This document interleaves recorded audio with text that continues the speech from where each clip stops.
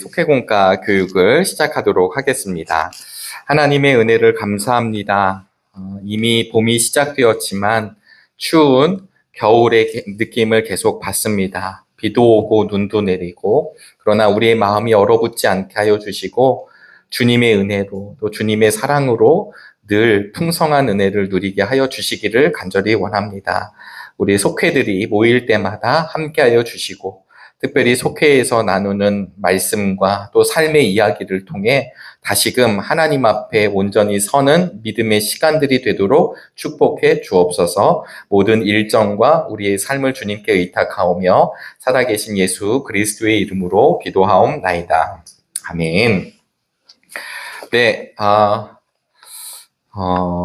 해가 시작한 지 엊그제 같은데 하여튼 시간이 좀 빠른 느낌이 있습니다. 오늘은 저희들이 8과의 말씀을 함께 보도록 하겠는데요. 이번 주는 사실은 이제 7과를 지금 속회를 나누고 계시고요. 우리가 1월 달에는 전세대 연합 예배를 못했지만 매달 넷째 주에 작년부터 속회의 날로 모이고 있습니다.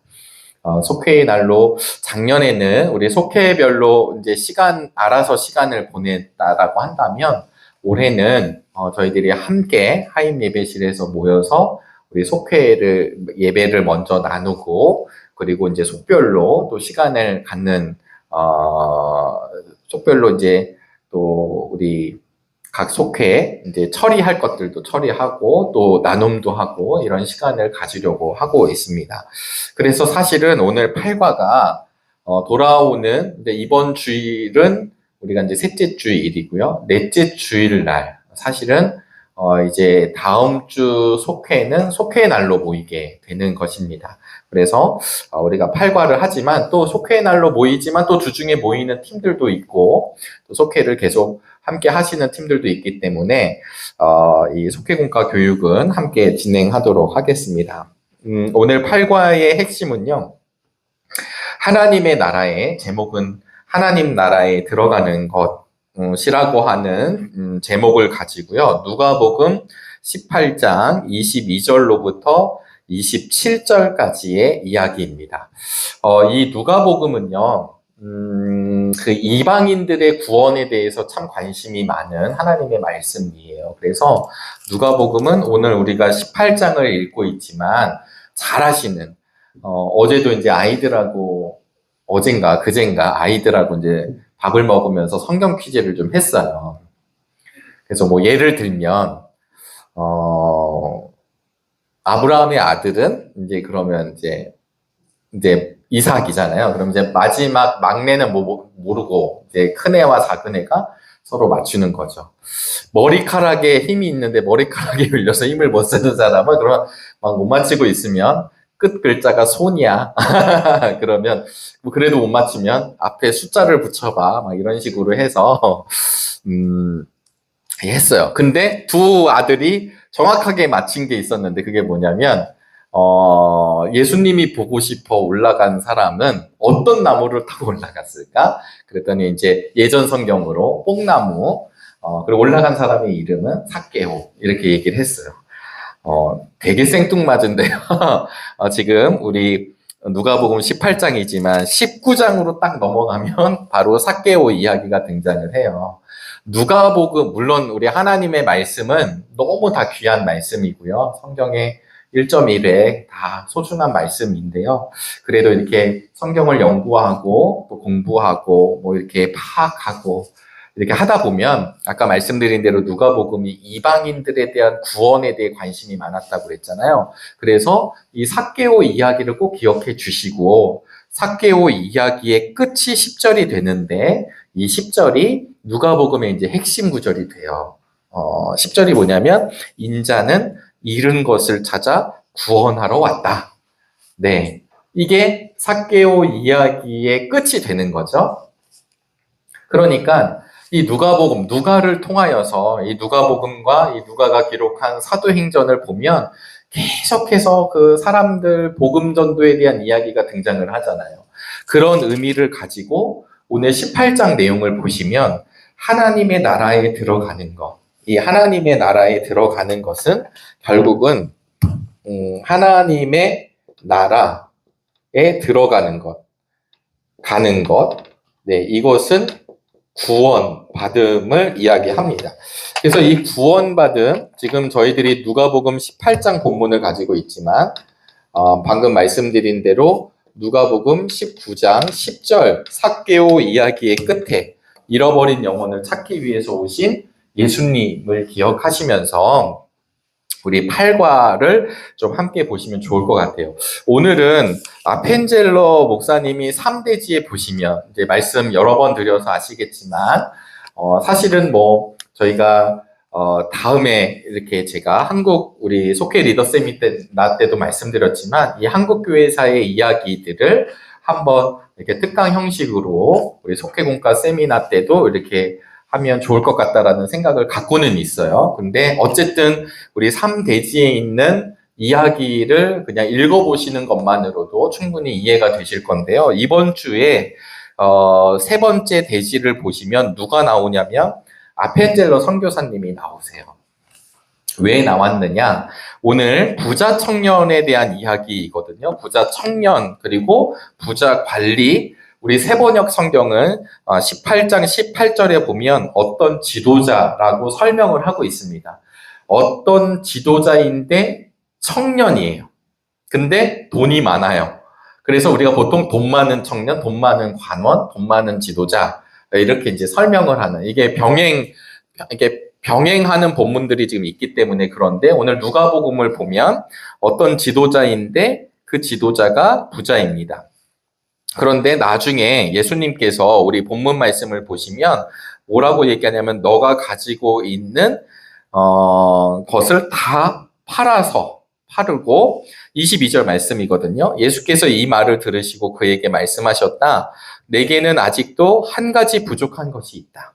이제 우리 이 부자 청년, 부자 관원, 부자 지도자가 뭐라고 그랬냐면 내가 어려서부터 율법을 잘 지켰다. 이렇게 얘기를 했더니 너한테 부족한 것이 있다. 내가 가진 것을 다 팔아서 가난한 사람들에게 나눠 주어라. 그리하면 내가 하늘에서 보화를 차지하게 될 것이다. 그리고 와서 나를 따르라. 그래서 오늘 본문은요. 사실은 이 구원과 반드시 연결되는 영역이 뭐냐면 제자도입니다. 그러니까 예수님을 따르는 거죠. 따르는 것. 근데 이 따르는 것이 콜링을 부르는 장면이 처음에 어부였던 제자들을 부르는 장면들이 나오고 그리고 이렇게 누가복음에 이제 사실은 말미를 향해서 가고 있는데 누가복음이 총 24장까지 있는데 18장에 가서 이 부자 청년, 부자 관원에 대한 이야기가 나오면서 너의 재산을 다 팔아 나눠주고 그리고 나를 따라 라고 이야기를 할 때, 나를 따르라 라고 이야기했을 때, 여러분이 이제 떠올리시는 분들이 있으실 거예요. 우리 목사님들도 나를 따르라 라고 하는 말. 그래서, 어떤 분들은 누가 신학교 간다고 한다면 막 다 뜯어 말리고, 뭐, 우리 부모님들도 자녀들을 위해 기도할 때, 죄송하지만 또 신학교 가면 목회자가 된다는 건 하나님 나라의 영광스러운 일이지만 고생한 것도 있고 또 있잖아요. 그러니까 야, 좀 제발 좀 가라 라고 해서 갈 것도 아니지만 혹 간다고 그러면 겁나는 게 있잖아요. 저희 부모님도 이제 그러신 것 같아요. 잘할 수 있을까? 정말 맞을까? 이런 것처럼 우리 주변에 그런 이제 우리 목회자들이 있을 수 있겠고요. 그리고 꼭 주의 종이 아니지만 하나님의 일을 감당하죠. 나를 따르라고 하는 음성에 따라 걸어가시는 분들이 계시죠. 그래서 오늘은 이 하나님 나라에 들어가는 것은 결국은 제자도와 연결이 되고 제자도는 주님을 따라가는 거예요. 담임 목사님이 여러 번 말씀드렸지만 주님을 따라가는 거지 주님을 막 앞서가고 반대로 가고 막 옆으로 가고 지 마음대로 가고 이런 게 아니라는 거죠. 주님을 뒤따라 가는 것입니다. 그래서 초대교회 교인들의 별명이 그 길을 걷는 사람들이라고 말씀을 드렸는데요. 그 길이 어떤 길이냐? 주님이 걸어가셨던 길을 따라가는 사람들. 이 길이 원래는 저희들이 지금 대로를 만들고 세멘으로 다 길을 닦지만 예전에는 제가 알기로 예전 길들, 산에 있는 길들 이런 거 있잖아요. 일부러 깎은 길이 아니라 길은 어떻게 만들어지나요? 사람들이 다니면서 길이 그 땅이 단단해지고 그리고 풀이 자라지 않고 있잖아요. 그 길은 그렇게 만들어지는 거죠. 그러니까 그 사람들이 그 통로로 가는 거예요. 근데 그 통로는 앞에 간 사람이 있는 거죠. 그러니까 우리 성도들도 우리 아무리 시대가 변한다 할지라도 믿음의 선배들이 걸어갔던 길이 있는 거예요. 크리스찬들은, 성도들은, 우리 믿음의 속회원, 우리 속도원 식구들은 아예 그냥 뭐 시간 나면 속회 드리고 뭐 그냥 시간 나면 예배 좀 드려주고 뭐 하기 싫으면 뭐 안 하고 뭐 봉사도 안 하고 그냥 그래도 돼라고 아무도 얘기 안 하거든요. 못 하는 거죠. 왜냐하면 그렇게 할 수가 없으니까. 그러니까 이미 우리와 상황은 달랐지만 앞서 걸어갔던 믿음의 선배들은 동일하게 먹고 사는 문제가 힘들었을 것이고 때로는 위기도 찾아왔을 것이고 건강의 염려도 있었고 넘어짐도 있었지만 그럼에도 불구하고 하늘을 바라보는 우리가 이제 여름 수련회 때 저희가 평화 찬송을 가지고 그 조숙현 목사님하고 저하고 이제 하루하루 새벽을 하면서 찬송가에 들어가 있는 스토리 이야기를 참 나눈 적이 있어요. 평화 찬송을 부르는데 평화롭다. 평화 찬송을 한번 지어봐야지. 이렇게 지은 평화 찬송시가 없어요. 막 건강을 해치고 막 아내가 죽고 막 자녀가 죽고 막 난리가 나고 막 이러는 통에 어떤 목사님은 목소리를 잃고 뭐 좌절하고 낭망하고 막 이러고 있는데 한 줄기 빛과 같이 주님의 은혜를 경험하고 난 뒤에 상황과 환경은 하나도 바뀌지 않았는데 죽은 아이가 돌아오지 않았고 건강함이 돌아오지 않았지만 그들이 노래했던 게 뭐냐면 하늘의 평화를 노래한 거잖아요.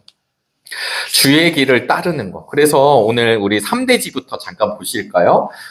우리가 이제 조금 더 말씀을 이해하는데 오늘 세 번째 대지가 조금 더 소중할 것 같습니다. 왜냐하면 1883년 코네티컷주 하트퍼드에서 열린 초교파 신학생 수련회. 이때가 이제 미국 전역에 이 부흥 운동들이 막 일어나요. 이 부흥 운동이 일어나면서 건초더미 부흥 클럽 운동이라고도 하는데 이게 이제 대학생들을 중심으로 부흥 운동들이 다시 불이 붙기 시작합니다. 이때 막 그 오순절 계통의 교단들도 생겨나게 되고 그렇게 되거든요. 그랬을 때 대학생이었던 아펜젤러 목사님은 미국의 뚜루 대학교의 이제 학생이었는데 이 헌신하게 되죠. 그리고 아시다시피 원래는 조선을 먼저 오려고 한 게 아니었어요. 그 당시에 이 미국에 있는 대부분의 선교사님들은 중국 혹은 일본, 그러니까 이게 이 조선 이 반도는 잘 몰랐던 거죠. 그리고 왔다가 또 일본, 중국을 왔다 갔다 하면서 이제 이 저희 우리나라 이제 조선이죠. 그 시절에는 조선을 알게 됩니다. 아펜젤러 선교사님이 처음 들어와서 복음을 전도한 건 아니에요. 한국 기독교 역사를 보면 이미 근접 지역에서 계속 복음의 역사들이 일어나고 있었고요. 그러는 가운데 공식적으로 우리 아펜젤러 선교사님 그리고 언더우드 선교사님이 결국 이 조선에 들어오게 됩니다. 부활절에 들어오시게 되죠. 그리고 세워진 교회가 내리교회가 세워지고 정동제일교회가 세워지고 그게 이제 엄청난 자랑이잖아요. 나중에 내리교회 가면 이제 박물관이 있고 정동제일교회 가도 박물관이 있습니다. 뭐 너무 멀진 않지만 그래도 저희들이 그런 공간들을 가보면 아펜젤러 목사님을 잘 알 수 있죠. 이 아펜젤러 목사님이 이렇게 올 수 있었던 까닭, 우리 초기 선교사님들이 우리 조선이 오기가 편했던 곳은 결코 아니거든요. 그럼에도 불구하고 나를 따르라 라고 하는 주의 음성, 그리고 그 당시 일어났던 부흥운동 당시에 그분들이 그 앞에 서원을 하고 결단을 하고 주님을 따라갔던 거죠. 뭐 이런 선교사님들의 이야기가 많잖아요. 그 창끝이라고 하는 영화를 여러 번 작년에도 말씀을 드렸는데 이 창끝의 선교사님도 아시겠지만 가자마자 죽는 거 아니에요? 그런데 그가 호신용 권총이 있었지만 이 권총을 사용하지 않고 그냥 죽음을 받아들였어요. 이거 진짜 쓸모없는 거 아니야? 이거 진짜 허황된, 이거 낭비 아니야? 이렇게 막 사람들이 이야기를 할 때, 그럼에도 불구하고 그 분의 일기장을 보면서 부인들이 다시 들어가게 되고, 그리고 그 창끝이라는 영화에서 나오는 것처럼 그 이야기가 전해주는 것처럼 그 부족에 결과적으로는 예수 그리스도를 믿고 목회자가 나오고. 여러분, 이 일들이 되게 어려운 일이잖아요. 그런데 그들이 할 수 있었던 건 개인의 명예를 위해서가 아니라 예수 그리스도 그분을 따라가기 때문에 일어난 일입니다. 오늘 우리 모두가 선교사로 해외를 가는 건 아니지만 보냄을 받은 자로 살아간다라고 하는 것을 기억할 수 있게 되기를 축복합니다. 그러면 나를 따르라라고 했던 이들의 결과가 잠깐 말씀드렸지만 오늘 저희 본문은 22절로 시작하지만 사실은 18절로부터 시작이 돼요. 18절 말씀을 제가 잠깐 읽어드리면 어떤 지도자가 예수께 물었다. 선하신 선생님, 내가 무엇을 해야 영생을 얻겠습니까? 사실은 요 18절을 좀 이해하는 게 굉장히 중요합니다. 왜냐하면 여기서 쓰고 있는 지도자, 예전 성경에서는 관원, 저희 성경 본문 속회 공과에서도 부자 관리라고 이제 표현하고 있거든요. 이 관리, 관원이라는 뜻이요. 히브리어가 아니라 이제 헬라어죠. 헬라어로는 아르콘이라는 말을 써요. 아르콘. 그냥 이게 지금 지도자, 혹은 관원, 혹은 관리, 네, 라는 말입니다. 그러면 이 아르콘이라고 하는 말을 누구에게 쓰는지가 있잖아요. 이 얘네들의 단어에서. 그러니까 이 아르콘은 사실 마태복음에서는 5번 정도 나오고 마가복음엔 1번 등장하고 누가가 이 말을 많이 쓰는데 누가복음에서는 이 말이 8번 나와요. 이 지도자라는 말, 관원이라는 말, 관리라는 말이에요. 근데 이때 쓰는 이 아르콘이라는 말은 다 관원이면 관리잖아요. 유대 종교 종사자에게 쓰는 말입니다. 이해되시죠? 그러면 이걸 조금 더 세부적으로 들어가면 어디로 가게 되냐면 결국은 이 용어는 이제 성경에는 그 정확하게 나와 있지 않지만 요세푸스라는 사람에 의하면 결국은 사내들인 공의회원이라고 본다고 이야기를 합니다. 그러니까 결국은 사내들인 회원을 의미한다라고 해석을 해요.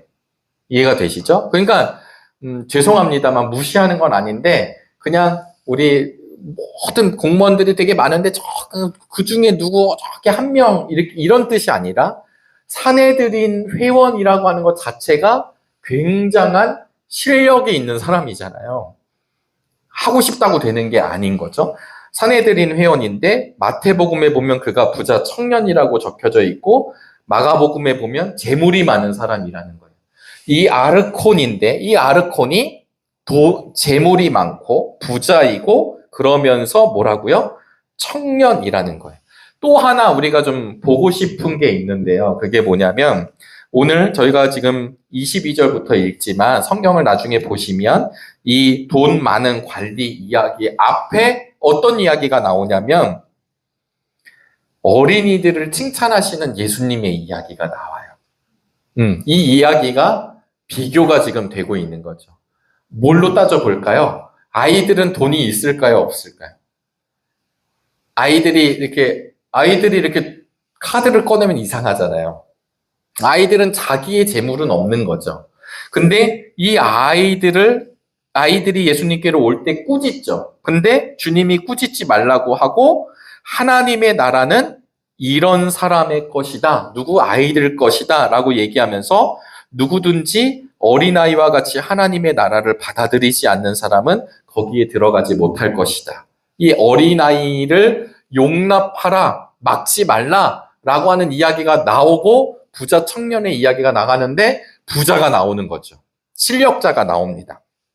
그래서 이 충격적인 대조를 통해서 지금 우리 예수님께서는 우리에게 하나님의 나라 구원 받음에 대해서 말씀해 주고 있는 것입니다. 그래서 오늘 본문 18절에서 영생을 얻는다. 내가 무엇을 해야 영생을 얻겠습니까? 라고 하는 말은 22절에 하늘의 보화를 차지할 것이다 라는 말.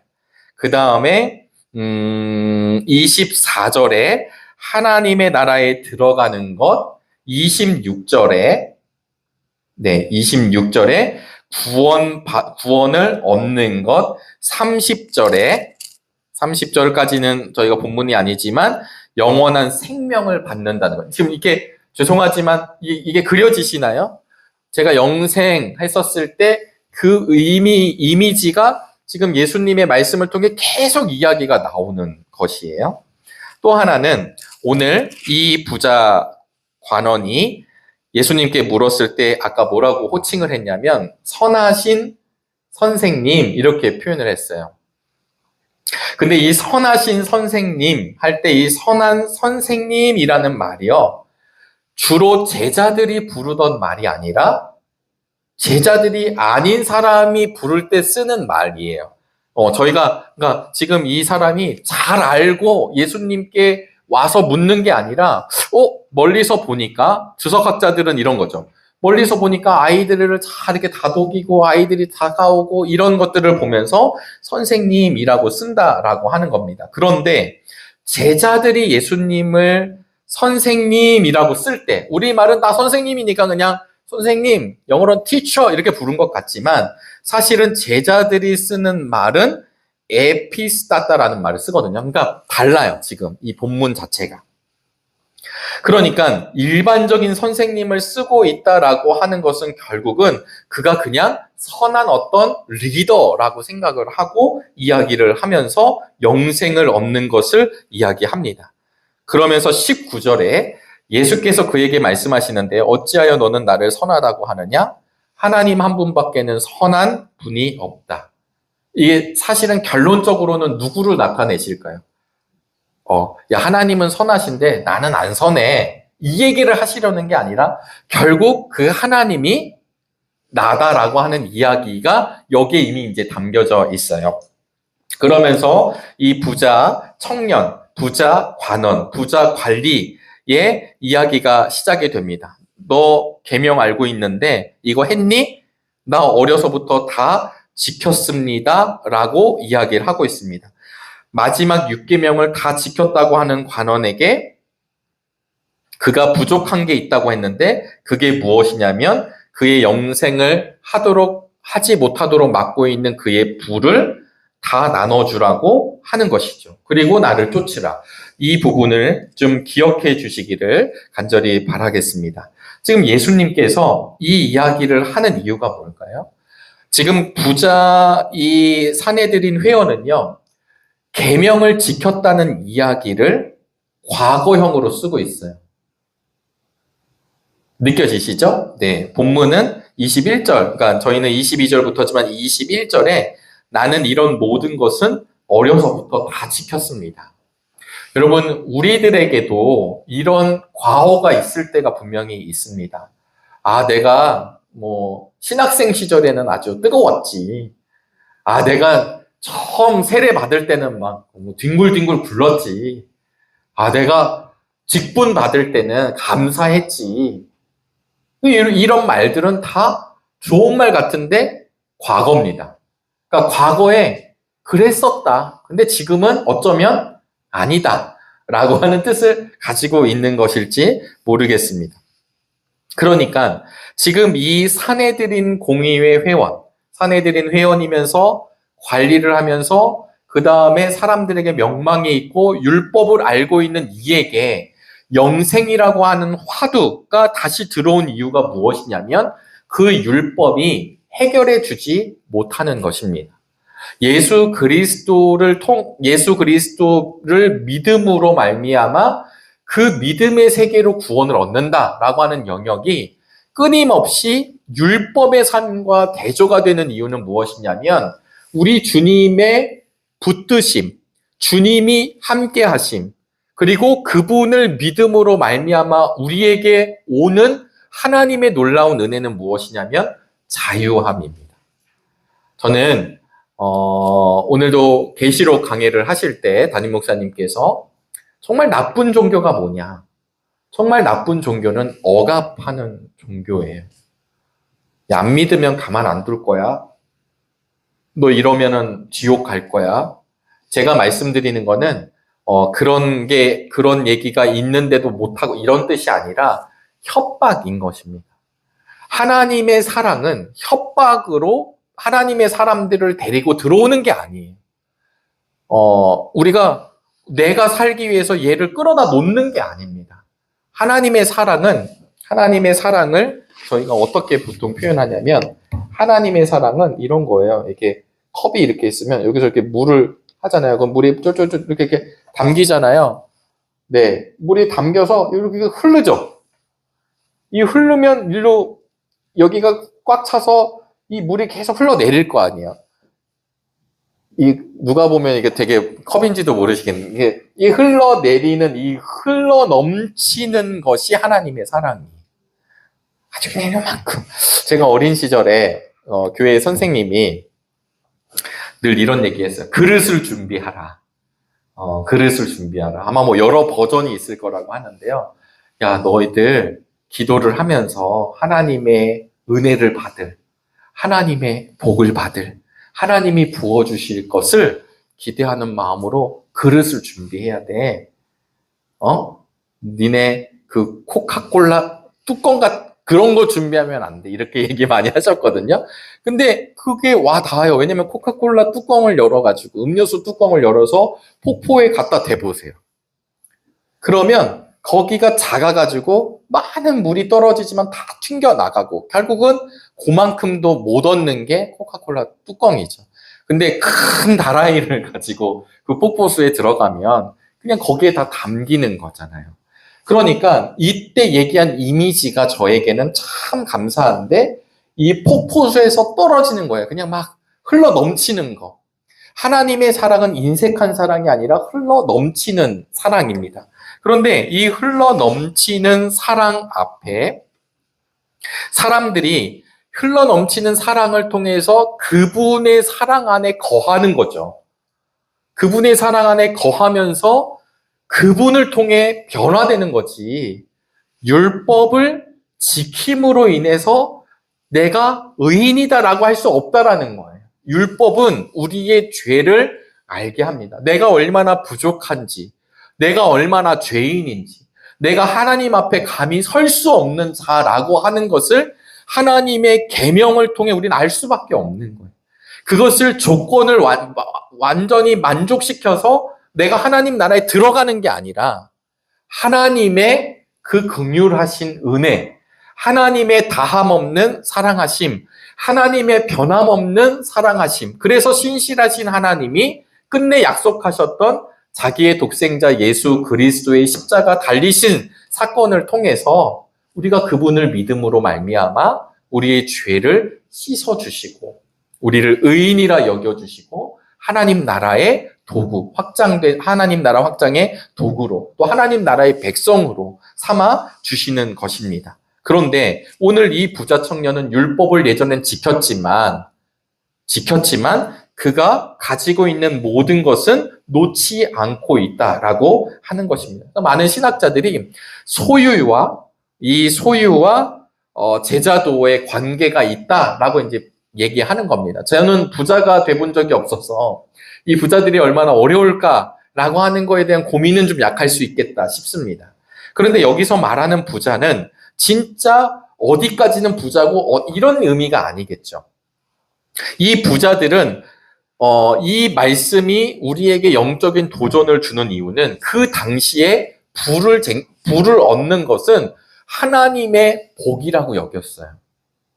또 다른 게 있죠. 나병이 걸렸거나 유출병이 있거나 그러면 그냥 내가 병이 걸린 게 아니라 죄로 인해서 내가 벌을 받았다라고 하는 그 관념들이 지금 있는 상태에서 지금 하나님의 은혜로 내가 복을 받아서 부자가 됐는데 이거를 내려놓아라. 이것을 다 팔아서 가난한 사람에게 나눠 주어라. 라고 이야기를 하는 거가 지금 이 틀에 박혀져 있는 부자 관원, 부자 청년에겐 어마어마한 걸림돌이 되고 있는 것이죠.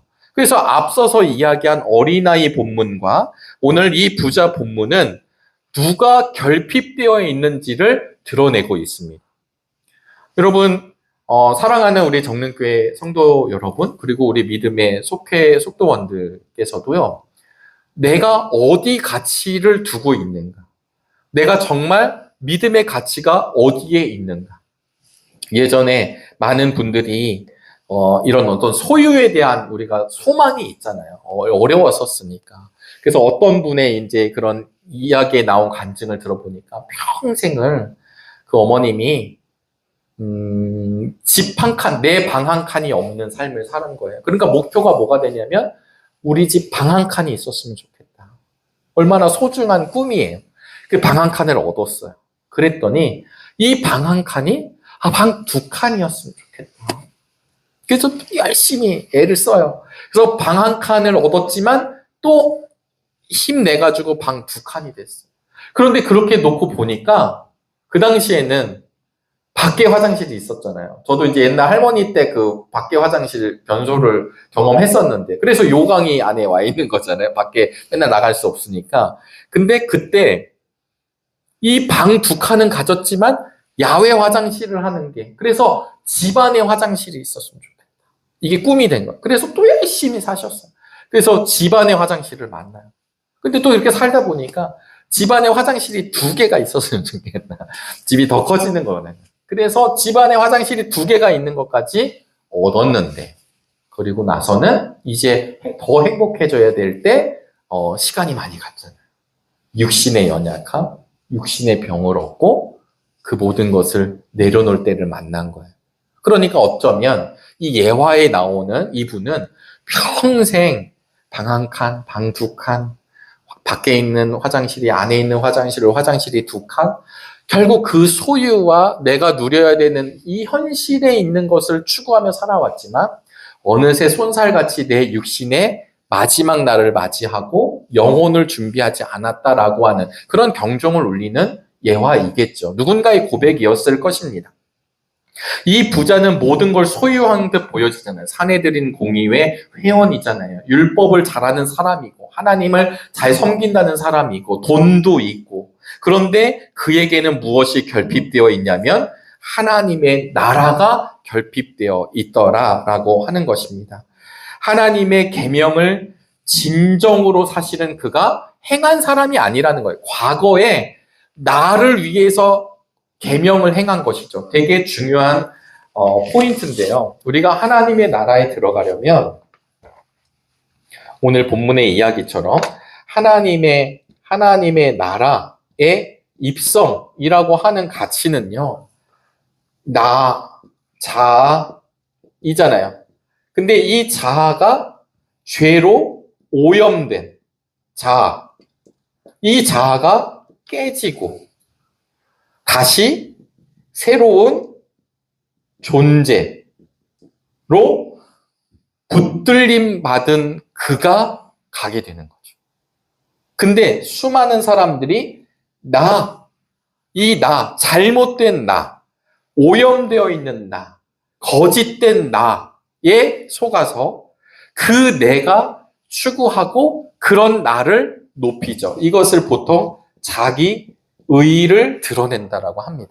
자기 의의의 반대말은 하나님의 영광입니다. 자기 의의를 드러내는 거예요. 근데 제가 전에도 말씀드렸다시피 예배를 드릴 때 어떤 리더, 교회에서 어떤 공동체에 섬길 때, 리더를 활동할 때 우리는 모르잖아요. 우리는 몰라요. 저분이 어떤 마음으로 하는지. 근데 교회 안에 있기 때문에 다 예수님의 이름으로 서로 봉사하고 예수님의 이름으로 예배드리고 예수님의 이름으로 기도하고 헌금하고 그 다음에 사역하고 다 하는 거예요. 그런데 그 안에 진정으로 하나님의 나라를 누리지 못한 이들은 내가 계속 그걸 내가 그걸 찾아내고 내가 하고 있다라는 거죠. 그런데 내가 하는 것이 아니라 나와 동행하시는 주님, 성령, 하나님. 그래서 우리가 요한복음에도 나오는 성령님을 보혜사는 파라클레토스라고 이야기합니다. 파라 옆에서 클레토스 변호한다. 파라 옆에서 나를 붙잡아 주신다. 파라 옆에서 클레토스 나와 함께 하신다. 이분께서 나와 동행하시면서 죄로부터 이겨내게 하시고 다시 엎드려지게 하시고 다시 정결케 하시고 다시 그분과 함께 동행하는 역사를 성령님께서 해주시는 거죠. 내가 수동적이라는 얘기가 아니라 그분을 의식하고 그분 안에 순종하며 걸어가는 것입니다. 왜냐하면 우리 주님이 우리 속회공과 지난주 7과가 우리 성령 충만의 역사가 일어나잖아요. 성령님께서 우리와 함께 하신다는 이야기를 드렸습니다. 그래서 오늘은 이 율법에 대한 순종, 내가 율법을 지킴으로 하나님 나라에 들어가는 것, 예수님의 제자가 되는 것이 아니라 이 부자 관원은 하나님을 사랑한 것처럼 얘기했지만 나를 사랑한 거죠. 자기를 사랑하고 있었습니다. 그래서 예수님께서 모든 걸 버리고 오라고 그랬을 때 24절에 뭐라고 표현하냐면 그래 내가 하나님 나라에 들어가려면 가야 되겠구나가 아니라 24절에 예수께서는 그가 근심에 사로잡힌 것을 보시고 이게 참 어렵습니다. 마가복음에서는 슬픈 기색을 띠고 마태와 마가복음에서는 이제 떠났다라는 말은 없는데 이 근심하였다라는 말이 기록되고 있습니다. 그러면서 우리가 잘 아시는 이야기죠. 25절 부자가 하나님의 나라에 들어가는 것보다 낙타가 바늘기로 들어가는 것이 더 쉽다라는 말을 우리 예수님께서 해 주십니다. 이 말은요, 이 재물에 대한 이야기를 좀 나눠볼 필요가 있는데 오늘 본문 24절, 25절에 나오는 이 재물이라는 말이 사실은 물질을 소유하고 있는 사람들을 이렇게 비판할 때 쓰는 말입니다. 이 말 자체가. 예를 들면 사도행전 8장 20절에 보면 베드로가 이르되 하나님의 선물을 돈 주고 살 줄로 생각하였으니 내 은과 내가 함께 망한다. 이런 이제 아시죠? 그 돈으로 샀다라고 하는 것이죠. 사도행전 24장 26절에 보면 또 바울에게서 돈을 받을까 바라는 거로 더 자주같이 불러 이야기하더라. 이건 이제 그 총독에 대한 이야기입니다. 그러니까 이 재물을 지금 여기서 나오는 재물 이 단어가 지금 사도행전 제가 말씀드린 때 쓴 재물과 동일한 언어를 쓰고 있으니까 이 말은 재물을 비판적으로 쓸 때 이 말을 쓰고 있습니다. 낙타가 바늘기에 들어간다. 못 들어가죠. 이게 이제 유대의 과장법입니다. 하나님 나라에 못 들어간다는 거예요, 이게. 그 큰 낙타가. 개도 못 들어가겠죠. 고양이도 안 될 거고. 그런데 이 유대 과장법은 무엇이냐면 이 유대 과장법을 이야기했는데 청년은 가는 거예요. 진짜로 못 들어가게 되는 것을 보여주는 것입니다. 그래서 제가 다시 말씀드리면 부자는 하나님의 나라를 부자이기 때문에 소유했다고 생각하는 내가 부자, 하나님이 주신 축복으로 부자가 됐으니까 나는 하나님의 나라를 이미 가지고 있다라고 생각하는 그 시대의 사회상을 이야기하고 있습니다. 그러면 누가 구원을 얻을까? 아니, 이 부자가 하나님의 나라에 못 들어간다 그러면 누가 하나님의 나라에 들어갈까? 그러면서 27절에 사람은 할 수 없는 일이라도 하나님은 하실 수 있다.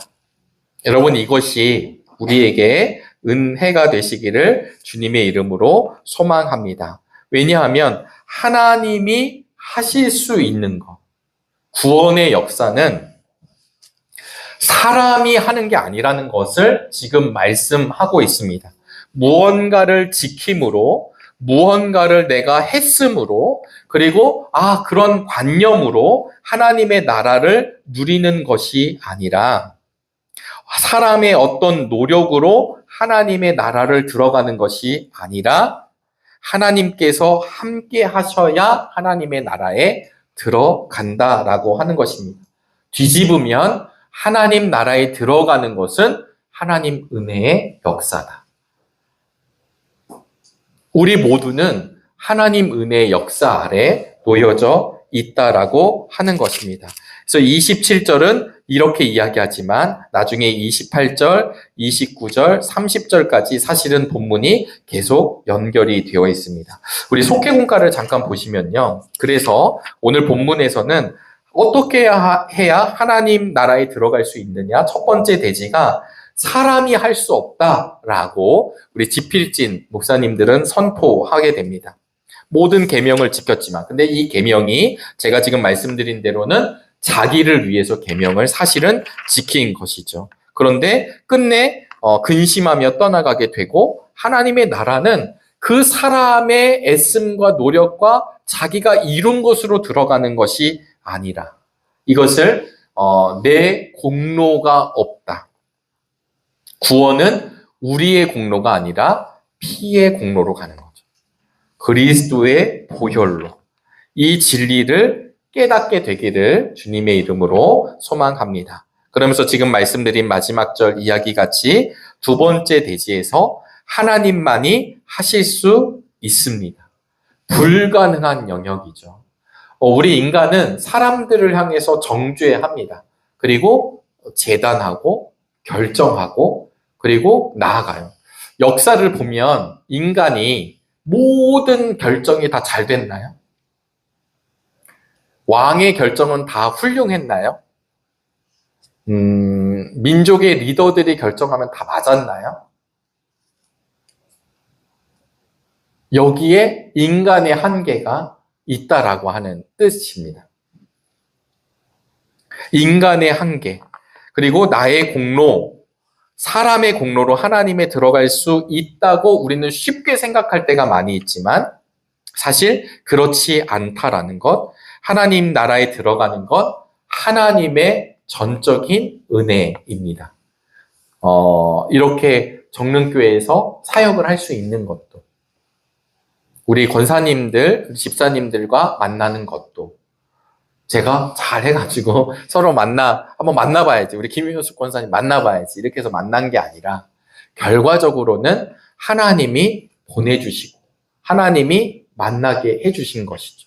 그래서 원래는 이 전까지는 우리가 서로 모르고 지냈던 존재들이었는데 하나님 나라의 형제 자매로 이때 알게 되는 것. 목사로서 참 감사할 때가 언제냐면요. 장례식을 할 때가 맞습니다. 근데 뭐 제가 아직 우리 이제 담임 목사님도 계시고 또 지금까지 부목사를 사역을 하면서 담임 목사님들이 이제 다 장례를 주관을 하시고 집례를 해주시지만 모든 장례를 다 하실 수가 없어서 그런 어떤 담임 목사님 목회 영역을 부목회자들이 이제 또 하기도 하게 되죠. 그러다가 만나게 되면 저는 이제 우리 정릉교회에서 막 10년이 되고 20년이 된 게 아니잖아요. 적응하고 있잖아요. 그런데 처음 보는 사람을 만나는 거예요. 장례식에 가면. 그러니까 나는 고인도 모르고 가족도 모르고 다 몰라요. 그런데 제가 그런 설교를 할 때 함께 나누는 것 중에 하나는 그거예요. 그런데도 불구하고 우리 사랑하는 권사님의 마지막 예배를, 화장 예배를 제가, 아니 우리가 뭔데 서로 그리고 이 권사님의 사랑하는 가족들과 이렇게 마지막에 함께 만나서 우리 권사님의 영혼을 의탁하고 그리고 기도하고 또 말씀을 나누고 우리 유가족들과 함께 할 수 있는 건 저에게는 영광입니다. 안 그러면 우리 이 가족들과 제가 만날 수도 없고 만날 일도 없잖아요. 그러나 하나님이 제가 고인, 우리 권사님은 잘 몰랐지만 권사님을 함께 장례를 하면서 막 함께 기도하면서 우리 권사님의 이야기를 들으면서 하나님께서는 이렇게 기뻐하실 겁니다. 우리가 다시 만날 것을 기대하고 그리고 우리 유가족들도 슬프시지만 아프시지만 그러나 하나님 나라에서 이제는 사랑하는 우리 가족들을 위해 기도하고 있을 우리 아버지, 우리 어머니를 기억하며 함께 전진할 수 있기를 바랍니다. 저와 여러분들은, 우리들은 서로 또 얼굴도 잊을 거고 이름도 잊을 거고 서로 그렇게 흩어지게 될 것이지만 우리 역시 하나님의 나라에서 만나게 될 것입니다. 이게 저의 노력인가요? 그냥 어쩔 수 없었던 건가요? 저는 거기에 하나님의 은혜가 있다고 믿는 거죠. 하나님이 그 시간에 설 수 있도록 은혜를 주셨고, 그런 부족하고 아직 더 나아가야 되는 목회자이지만 그 입술을 통해 가족들에게 하시고자 하는 말씀이 있었다라고 하는 것입니다. 그분의 능력으로 하나님의 나라를 누리게 되는 것. 그래서 고백은 무엇이냐면요. 나는 하나님 앞에 죄인입니다. 이 죄는 윤리적으로, 도덕적으로 나는 깨끗하다라고 이야기하는 이는 아직 하나님의 사람이 아닌 거예요. 여기서 말하는 죄는 결과적 하나님과 나뉘어져 있는 나의 상태. 그것을 하나님이 깨닫게 하여 주셔서 그의 나의 결핍의 문제, 나의 죄성의 문제, 나의 여러 가지 영역의 문제들을 결국은 그분 앞에 엎드려지게 하셔서 그것을 도말하여 주시고 다시 하나님과의 관계가 이 죄의 문제가 해결됨으로 연결이 되고 그러므로 인해 하나님의 자녀가 되고 아바 아버지라 부를 수 있게 하시고 그러므로 인해서 내가 이제는 그분의 하나님의 사람으로 살아가기 때문에 하나님의 나라를 누리게 된다라는 것을 우리 다시 한번 우리 속회에서 나눌 수 있게 되기를 주의 이름으로 축복합니다. 이 하나님이 하실 수 있는 일을 해야 하나님이 하실 수 있는 일에 동참하게 됐을 때 우리 지금 3대지 이야기처럼 아펜젤러 목사님, 언더우드 목사님, 우리가 알지 못하는 수많은 하나님의 사람들이 주님을 따라 그 길을 걸어갔습니다. 십자가의 길, 좁은 길, 그리고 그 길을 걸어가서 세상에서는 그들을 향해서 아무것도 아닌 존재처럼 이야기할지 모르지만 영원한 하나님 나라의 하나님의 백성이 되었다라는 사실이 우리에게 분명한 소망이 되게 되시기를 주의 이름으로 축복합니다. 따라서 어려운 일이 우리에게 많잖아요. 젊은 사람들은 모르는 나이가 들면 들수록 삶을 경험하면 경험할수록 엎드려질 수밖에 없는 영역들 앞에서 우리 하나님을 더욱 신뢰하고 의지할 수 있는 우리 믿음의 속도원들 되시기를 축복합니다. 그래서 묵상 질문에 보시면요. 혹시 내 힘을 믿은 적이 없는가? 그리고 정말 내 힘으로는 할 수 없었는데 하나님의 능력으로 해결된 일들이 있으십니까? 내가 예수님을 따르기 위해 진짜 내려놓아야 할 것이 무엇일까요? 사실 우리에게 굉장한 도전을 주는 이야기입니다. 마지막으로 그 실타래는 저에게 좀 와닿지 않는데요. 어젠가요? 이어폰을 이렇게 끼는데 이어폰이 막 이만큼 짧아진 거예요. 이제 저는 아직 선이 있는 이어폰을 끼다 보니까 이렇게 보니까 이어폰이 막 그냥 이게 막 뭉쳐가지고 꼬여가지고 이렇게 짧아진 거예요. 어떻게 해야 될까요? 그걸 이제 풀어야 되는 거예요. 앉아가지고 막 선을 일로 빼보고 절로 빼고 막 늘렸다고 이렇게 해서 그렇게 해서 풀어져야 되는 거겠죠? 이 풀어지는 것을 보면서 제가 무슨 생각이 됐냐면 혹시나 우리의 마음이 어른들은 잘 아시는 표현처럼 실타래같이 막 여러 가지가 어떤 막 이런 걸로도 고민이 되고 저런 걸로도 고민이 되고 막 해결도 안 되고 뭐 답답하고 막막하고 막 그냥 뭉쳐 있잖아요. 뭐 이거 하나 끝난다고 되는 문제가 아닌 막 뭉쳐 있는데 마치 제가 그 실타래를 제 손으로 막 이렇게 하는 것처럼 하나님의 손이 그 실타래를 막 풀어주시는 어떤 이미지가 떠올랐거든요. 내가 막 내 안에 실타래를 막 풀어보고 싶은데 내 힘으로는 안 되는데 하나님의 손이 오셔서 내 실타래를 막 풀어주시는 느낌, 그런 이미지, 그런 은혜가 우리한테 분명히 있음을 기억하고 나아가실 수 있게 되기를 바랍니다. 한 해를 시작한 지 얼마 안 되었지만 이 얼마 안 되어서 그냥 또 넘어지고 자포자기 하는 것이 아니라 하나님 나라의 백성이라고 하는 것을 확신하시고 그리고 하나님께서 나를 함께 해주신다라는 사실을 기억하며 이 제자의 길을 잘 걸어가실 수 있게 되기를 바랍니다. 우리 사랑하는 정릉교회 속회 식구들이 그 제자의 길을 잘 걸어가시게 되면 나의 의가 드러나는 것 아니라 하나님의 이름이 높아진다는 사실을 기억하면서 하늘의 상급 함께 바라보시면서 오늘도 묵묵히 그리고 올곧게 믿음의 길을 정진하시기를 주님의 이름으로 축복하면서 함께 기도하겠습니다. 하나님의 은혜를 감사합니다. 제자의 길을 걷는다는 것이 때로는 어렵고 힘듭니다. 타협할 때가 있습니다. 그러나 하나님, 어린아이들과 같이 순결함을 허락하여 주시고 순수함을 허락하여 주셔서 주님의 음성에, 주님의 손길에 우리가 함께 아멘하며 걸어갈 수 있도록 복 내려 주시옵소서. 부자 청년과 같이, 부자 관원과 같이 근심하지 않기를 원합니다. 내 것 때문에 넘어지지 않게 되기를 원합니다. 주님을 따를 수 있는 그 은혜를 허락하여 주시옵소서. 나를 붙들어 주시고 하나님 나라의 백성으로 삼아 주신 하나님의 은혜를 기억하는 한 주간 되기를 소망하오며 살아계신 예수 그리스도의 이름으로 기도드립니다. 아멘.